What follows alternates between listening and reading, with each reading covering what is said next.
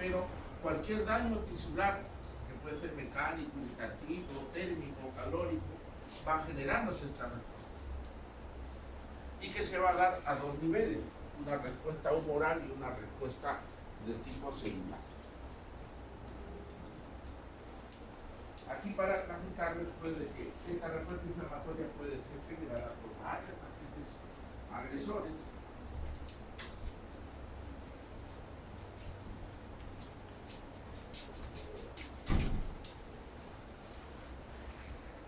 Infecciosos, de tipo mecánico, térmico, irritativo, alguna agresión bioquímica propia de nuestro organismo, por ejemplo las sales biliares nos pueden generar también una respuesta irritativa.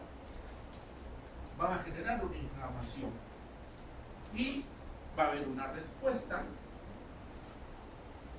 para tratar de delimitarlo. Pero esta respuesta tiene que ser temporal, tiene que ser bastante ordenada para que se tienda a la reparación y el tejido vuelva a su estado de normalidad. Sin embargo, pueden haber algunas complicaciones en la cual esa respuesta inflamatoria nos puede llevar de repente a una activación de otras alteraciones, ¿no? Por ejemplo, nos puede generar una autoinmunidad, nos puede generar una respuesta inflamatoria ya de tipo sistémico, nos puede haber en cuanto a la reparación del tejido metaplásico, del tejido fibrótico, lo cual ya nos va a generar una secuela que nos obliga pues a generar otro tipo de atención. Acá hay algunas de las complicaciones que nos pueden dar producto de una mala respuesta inflamatoria que podemos tener. Por ejemplo, respuestas autoinmunes, respuesta de tipo alérgico, inmunoreactivo, las reacciones de hipersensibilidad como las alergias, el asma, la acumulación de algunos mediadores químicos producto de la inflamación nos pueden generar pues una glomerulonefritis. Las complicaciones por la liberación de estos mediadores inflamatorios nos puede llevar a uso séptico. Si no tratamos bien la vía respiratoria, nos puede llevar a un cuadro que le llamamos el distrés respiratorio, que es alteraciones agregadas al cuadro infeccioso. Las artritis, las arteriosclerosis, la fibrosis pulmonar, por ejemplo, pacientes que sufren neumonías a repetición, pacientes que tienen tuberculosis pulmonar a largo plazo, van a tener una limitación en cuanto a su reserva respiratoria porque ese pulmón se va a esclerosar, se va a endurar y el paciente va a hacer pues una insuficiencia respiratoria. Entonces, si bien nosotros lo tenemos a la inflamación como un mecanismo de defensa de tipo inespecífico, pero si que no lo sabemos controlar o si el organismo no responde adecuadamente, nos puede llevar a una complicación. Por eso es la necesidad de poder ayudar a este proceso con algunos medicamentos, ¿no? A veces damos analgésicos, a veces damos antiinflamatorios, a veces damos antibióticos, para ayudar al organismo a su reparación. ¿Cómo se manifiesta clínicamente una respuesta inflamatoria? Esto ha tenido todo un proceso en el cual, digamos, al inicio se estableció que solamente había 4 manifestaciones, y eso desde Paracelsus, Celsus son los que establecieron estos 4 componentes de la respuesta inflamatoria. Lo que es el calor, principalmente la temperatura, el rubor, inicialmente se hablaba de tumor o tumefacción, y que mejor se habla de un edema, y el dolor.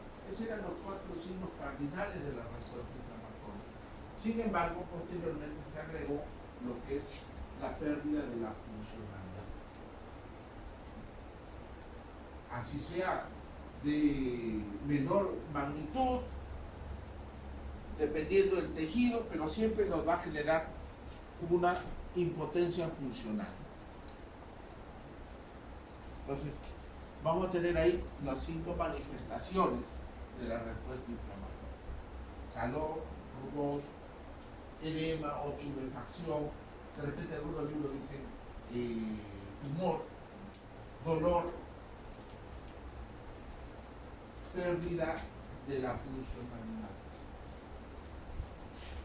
A ver, doctor Sergio, ¿cuándo hablamos de rubor? ¿A qué se refiere el término de rubor?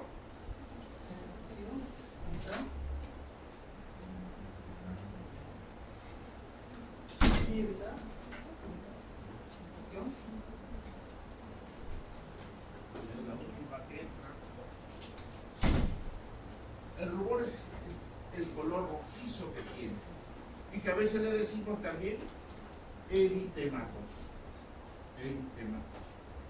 Cuando ese aspecto rubicundo es acompañado de escozor, por ejemplo, la carosis, ¿no? Una dermatitis de contacto, nos va a generar una respuesta inflamatoria en la cual va a haber un dolor, pero de tipo ardor, y la persona pues se va a rascar. Entonces, a eso a veces le llamamos lesión pruriginosa, cuando ese rubor se acompaña de escozor. Entonces, si bien tenemos estos 5 signos cardinales, pero hay algunas variantes que hay que irlo viendo. El dolor va a depender también del tipo de agresión que vamos a tener. Entonces podemos tener un dolor urente cuando hay calor, puede haber un dolor de tipo confuso, opresivo, irritativo. Entonces ya en la semiología, cuando nosotros estamos hablando con el paciente, pues dice: siento dolor, pero no debemos quedar ahí. Entonces, ¿cómo es el dolor que está teniendo? Si vemos una lesión que está enrojecida, hay que preguntarle si le arde, si tiene escozor. Entonces hay que hacer detalle de cada uno de ellos, de esos componentes principales de la manifestación. Acá lo tenemos, los mecanismos que producen, ¿no? ¿Por qué se genera esa coloración rubicunda, ese enrojecimiento? Por la vasodilatación y la congestión vascular que se va a dar, ¿no? Cuando el vaso se dilata, la velocidad de la circulación se va a enlentecer. Entonces esos vasos van a estar congestivos. Eso es lo que va a acentuar el enrojecimiento. También al edema se le dice hinchazón, ¿no? Entonces puede decirte tumoración, tumefacción, edema, hinchazón, todos son esos términos que van a estar referidos a que esa zona va a estar aumentada de volumen debido a la permeabilidad vascular,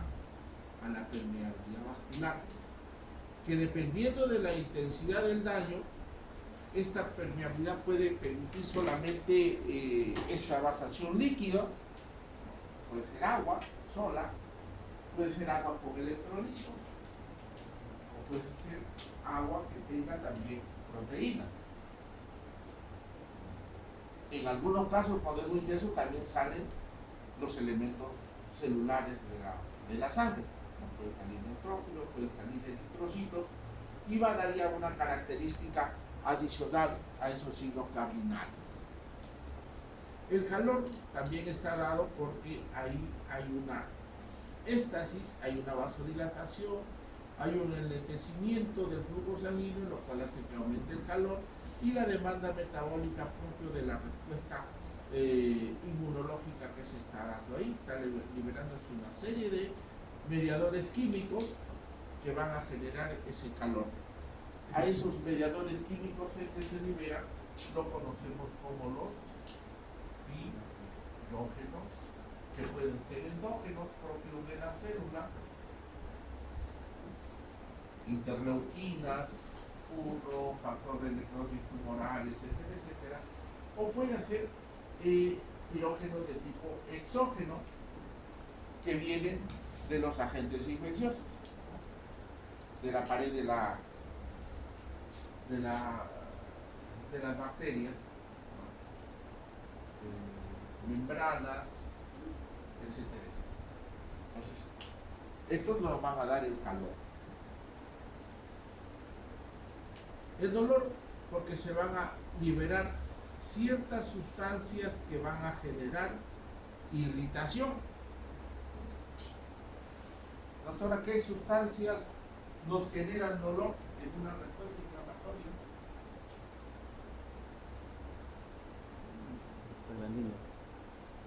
Prostaglandinas. Las prostaglandinas, hay diferentes tipos. ¿Qué más?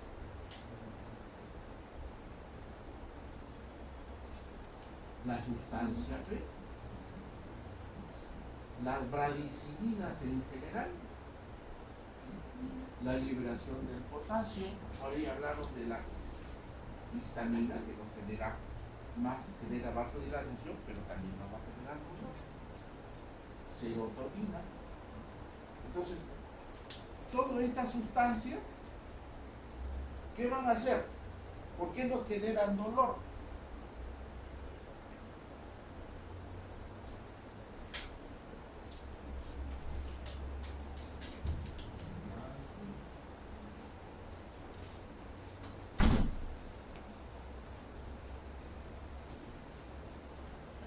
A ver, doctora, ¿por qué nos produce dolor estas sustancias químicas?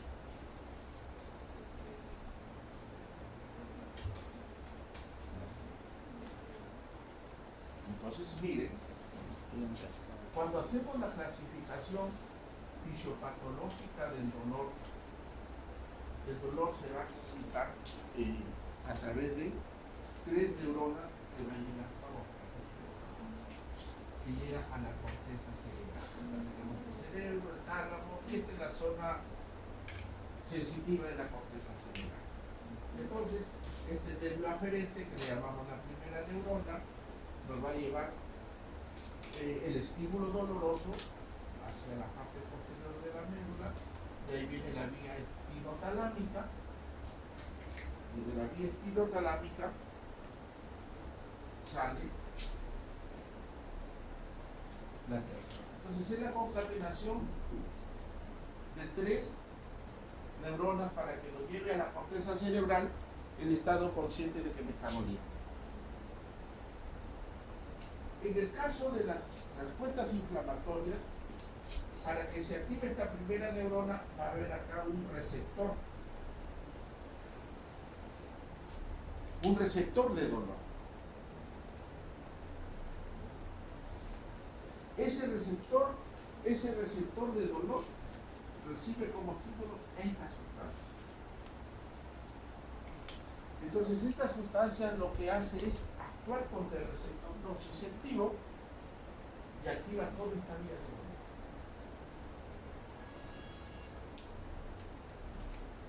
A ese tipo de dolor que es ocasionada por la liberación de estos mediadores químicos le llamamos dolor nociceptivo. Es un dolor nociceptivo. Hay otros tipos de dolor neuropático, dolor por desafectación, que van a seguir otro sistema de vida. Pero para la respuesta inflamatoria, el dolor es producida por la liberación de estos mediadores químicos que van a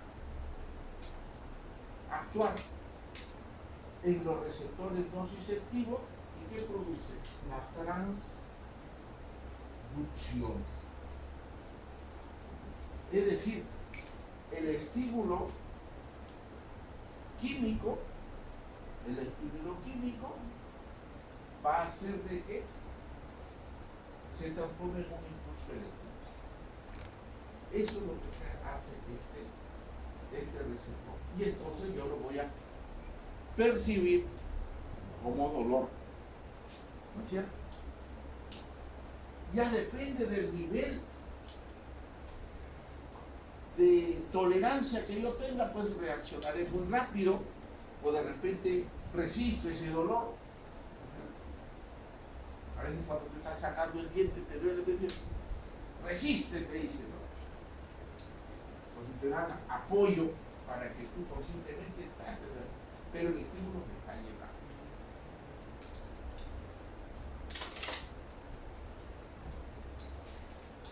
Todo dolor nociceptivo se controla con aires. Todo dolor nociceptivo se controla con aire. Y ustedes en farmacología han estudiado todos los aires posibles, ¿cierto? Entonces ahí lo vamos a integrar.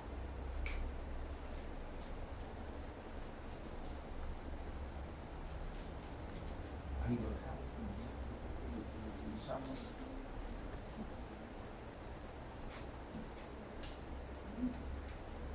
Dependiendo del tiempo, vamos a tener una respuesta inflamatoria aguda y una respuesta inflamatoria crónica.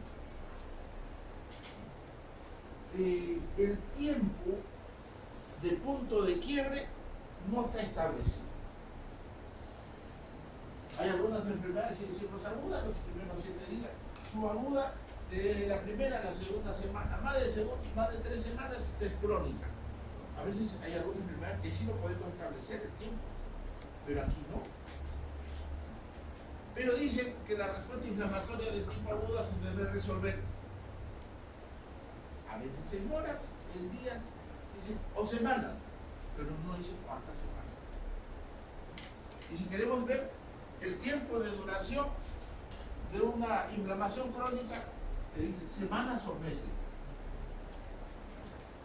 No hay límites que se hayan determinado. El hecho está pues que una respuesta inflamatoria aguda, ¿no?, puede resolverse tempranamente, ¿no? Por ejemplo,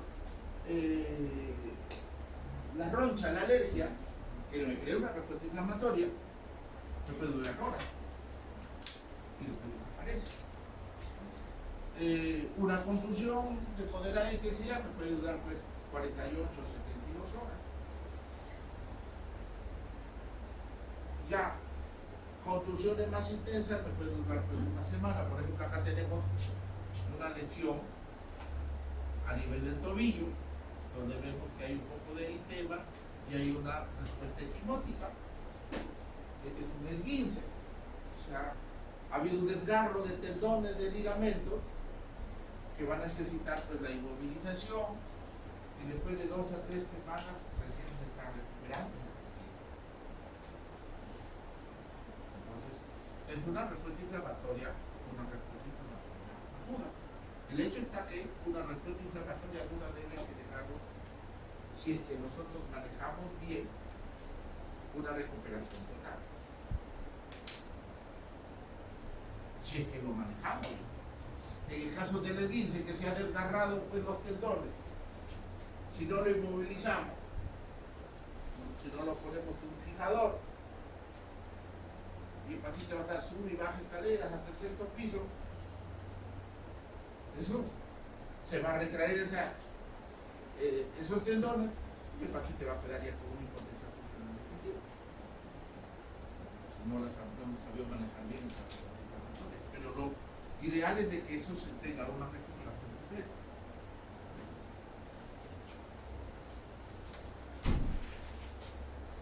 A diferencia de las inflamaciones crónicas, no, donde se va a esperar algunas deformidades,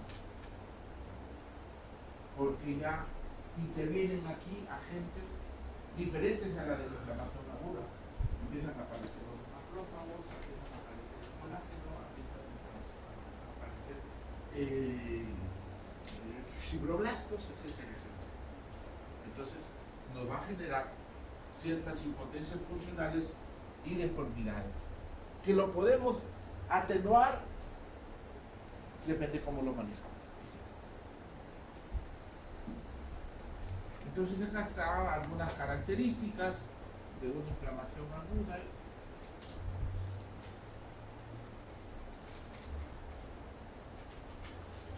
Veamos las fases de la inflamación aguda.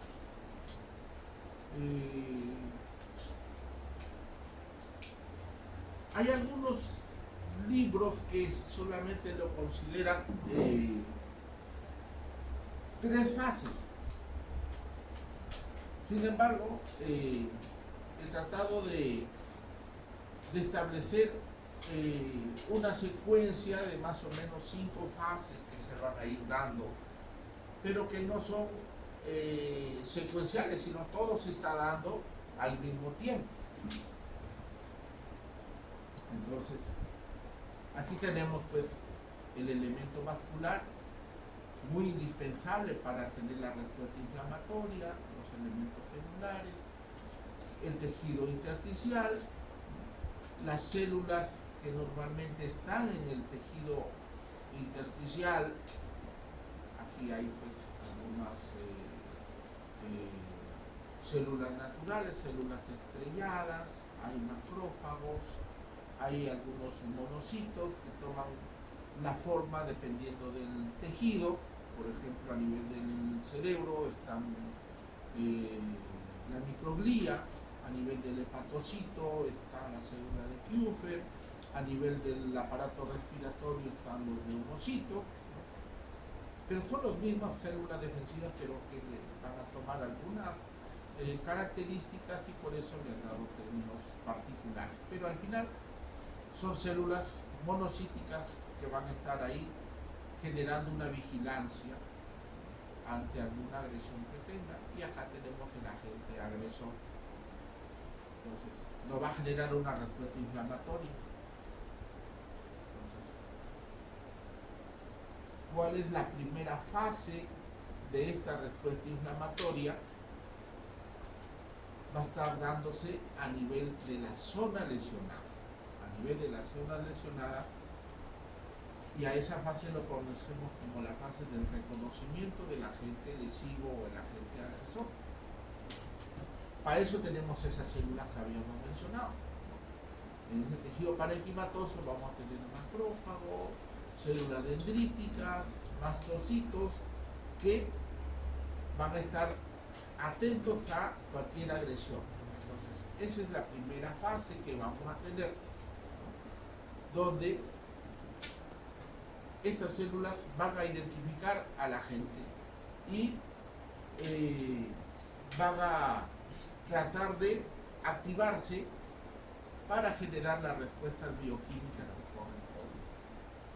Entonces, aquí tenemos nosotros a un macrófago.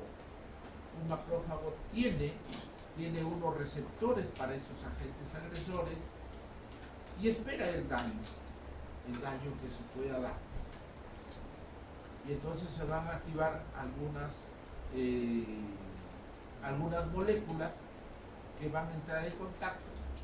Por ejemplo, esta molécula que se le conoce como el PAM interactúa con este receptor del macrófago para que este macrófago empiece a liberar citoquinas.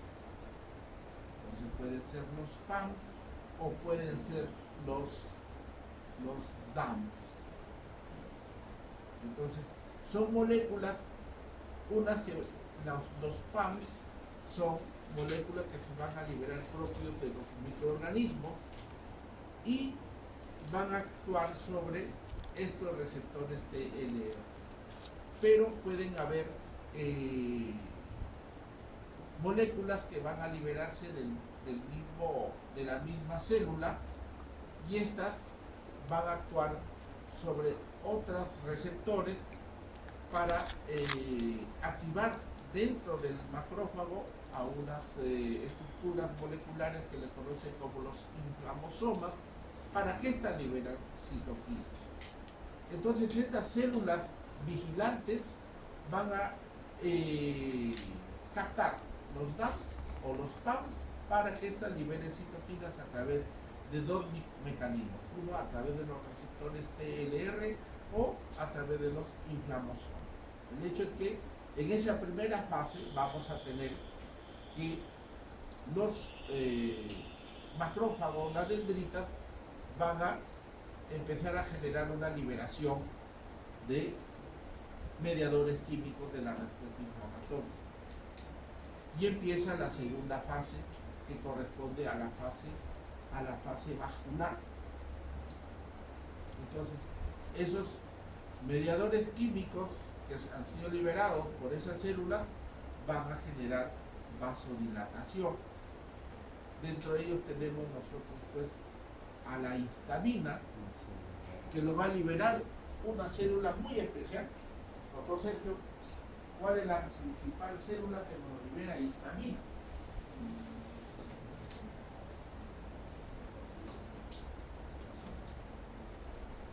Doctor Corrales. El perdón, mastocito. El mastocito. El mastocito. Hace un momento ahí no hay eosinófilo, después sí va a estar.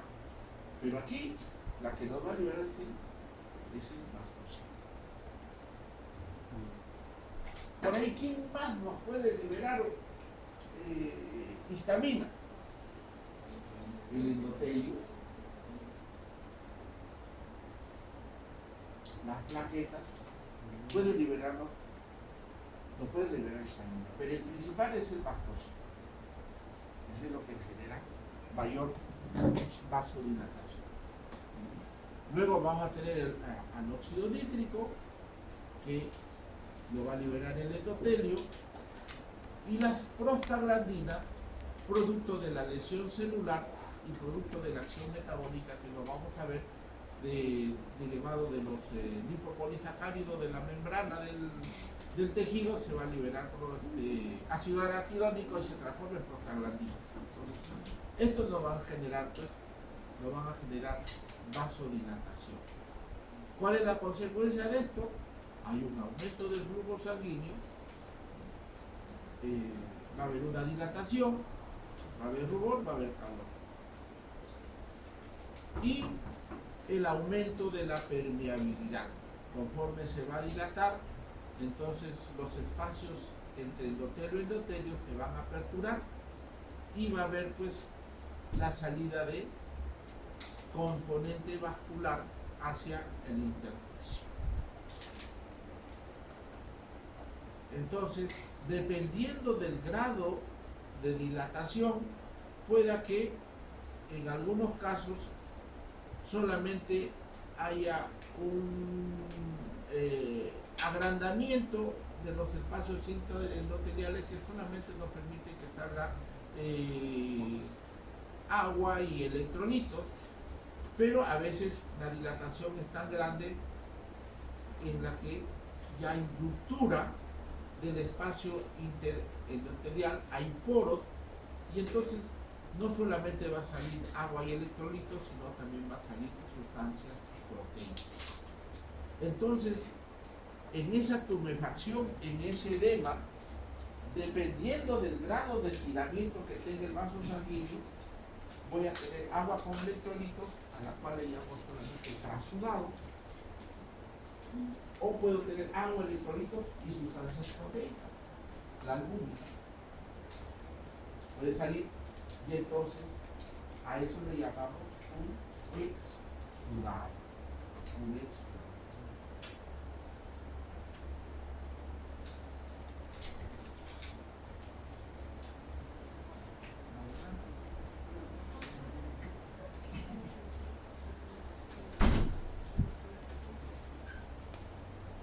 Doctor Corrales, ¿habrá una forma laboratorial que yo pueda determinar un exudado de un trasudado o no? Sí. Sí, pues. Hay unos criterios. Los Los criterios de Lai o del LI, que ustedes quieren. Si yo tengo un paciente que está con una tumefacción, hay un edema, quiero saber si eso es un exudado o es un trasudado. Imagínense que nosotros tenemos un paciente con un derrame pleural. Un derrame pleural. ¿Será transudado o será un exudado?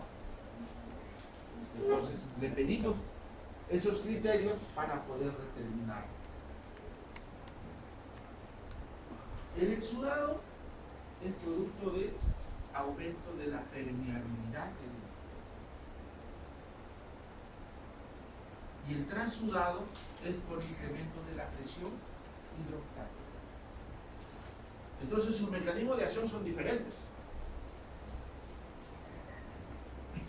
Un transudado no lo voy a manejar como exudado. El transudado mayormente es sistémico. El exudado es local. Entonces, hay que saber diferenciar si en esa respuesta inflamatoria estoy teniendo o un exudado o un transudado. El tercer evento que podemos hablar es la fase celular. Ya se dilató, ya se incrementó la permeabilidad capilar. Una cosa importante. En este esquema, los mediadores químicos, ¿en qué parte de esta red capilar me genera vasodilatación? ¿A nivel arteriolar, a nivel de la red capilar o a nivel de la vena capilar? ¿Dónde me generan esto de acá? ¿En 1, en 2 o en 3? ¿Dónde se produce toda esa vasodilatación que me genera edema y me genera tumefación? ¿Ah? En el 3, acá. ¿Qué dice el doctor Sergio? También, doctora. En las venas postcapilares. Ahí se va a dar toda esta respuesta que nos va a generar la tumefación o el edema.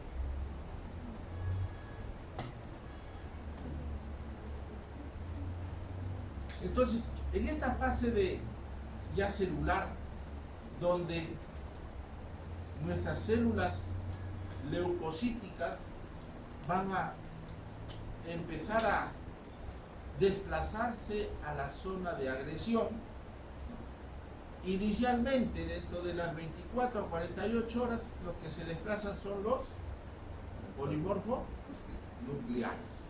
Después de las 48 horas, si es que no ha logrado el neutrófilo cumplir su mecanismo de defensa, son los mononucleares los que empiezan a desplazarse. Entonces, inicialmente empiezan a migrar los neutrófilos. Si ven, aquí hay toda una secuencia, pues, ¿no? Todo empieza, como hay una vasodilatación, los eritrocitos empiezan a ocupar la parte central de este lumen y los macrófagos, los leucocitos en general, empiezan a estar hacia los bordes. Y a eso se le llama, pues, la marginación. La marginación, más que todo, está dado por el flujo sanguíneo, que prioriza que los eritrocitos ocupen la parte central y la parte periférica, la parte marginal, lo van a ocupar los polimorfos nucleares. Entonces ya estos empiezan ya a desplazarse, a hacerse cada vez más periféricos y empiezan a entrar en contacto con algunos receptores de anclaje que van a estar en el endotelio. Normalmente estas moléculas de anclaje del endotelio generalmente están inhibidas, están ocultas. Sin embargo, por la presencia de esta citoquina es que se van a activar. Se van a activar estas moléculas de adhesión, que van a ser de dos tipos. Las débiles, que lo conocemos como las E-selectivinas, y las más duraderas, las más consistentes, las P-selectivinas. Entonces, estas empiezan a activarse y aparecen en la luz del endotelio de la zona lesionada, y el neutrófilo empieza a entrar en contacto con ellos. Al inicio la unión es con las selectinas tipo E, la cual no le fija adecuadamente, entonces el neutrófilo va a estar despegándose y dando sobresaltos, por eso se le llama la fase del rodamiento, hasta que entre en contacto con las P-selectinas, que son más consistentes, son más duras, y entonces ya empieza a haber la adhesión. Se da la adhesión y el neutrófilo puede empezar a hacer su migración, que le llaman la transmigración, porque a través de los espacios interendoteliales, camino hacia el tejido que está lesionado. Entonces, ese es el proceso de la parte celular. ¿Y por qué es que estos neutrófilos se dirigen a esta zona? ¿Quién los hace dirigir a esos neutrófilos hacia ese tejido?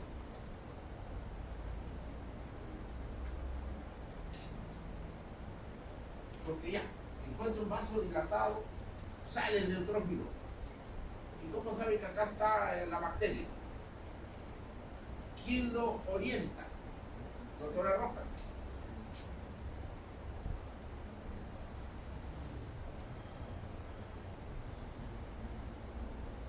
¿Quién hace que este neutrófilo se venga para acá? ¿Y por qué no se va para acá?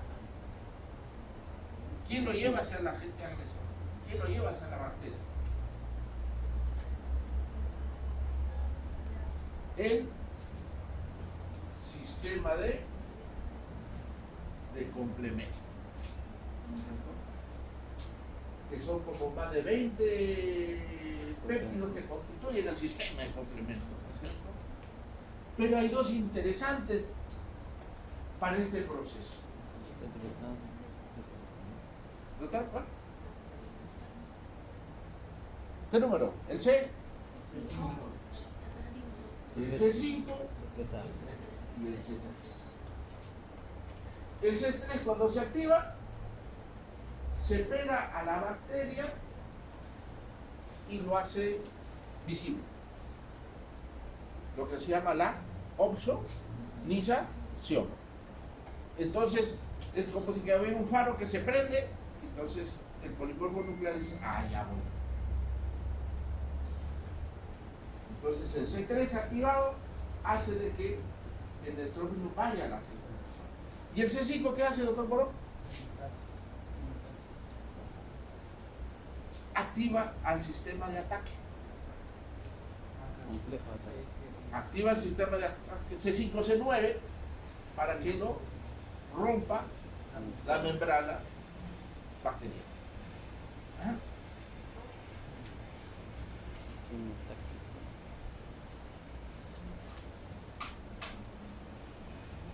Entonces acá tenemos todo el proceso del rodamiento. Empieza a marginarse el neutrófilo, empieza a adherirse en la selectina, primero a la selectina E, luego a la selectina P, y luego, una vez que está firme, empieza a generar este proceso de transmigración o diapedesis que se llama, entra al parénquima, al tejido, y busca al agente agresor. Todo el proceso que se van a dar, aquí lo tenemos en un resumen. La cuarta fase será pues, ya llegó el neutrófilo o el macrófago, ya llegó al tejido y va a tener que eliminar a ese germen o ese agente infeccioso. ¿Verdad? Entonces también hay todo un proceso, pero podemos decir que primero lo va a reconocer, lo va a adherir, lo va a fagocitar y va a formar pues un fagosoma al inicio con la bacteria, se une con el lisosoma y forma el fagolisosoma y ahí se produce la la destrucción y la degradación.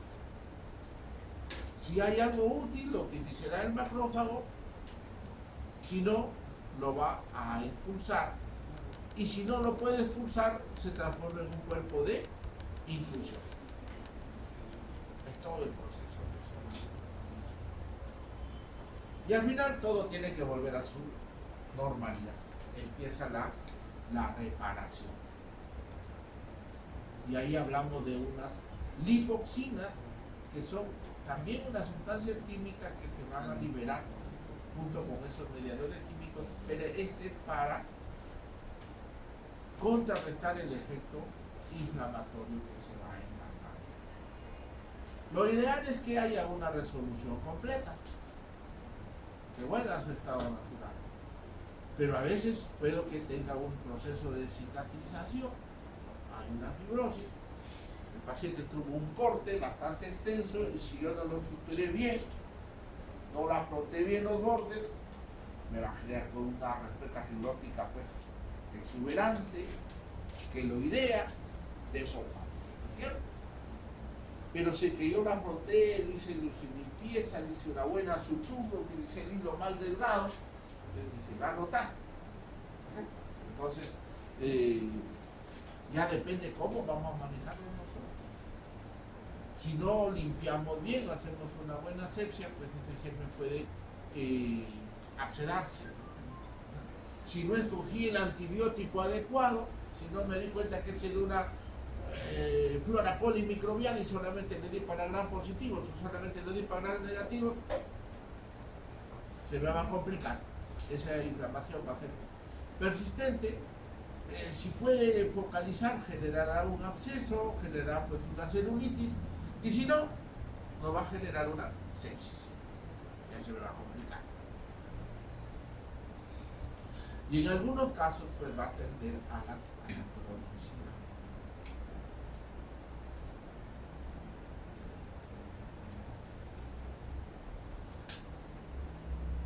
Ganó el tiempo.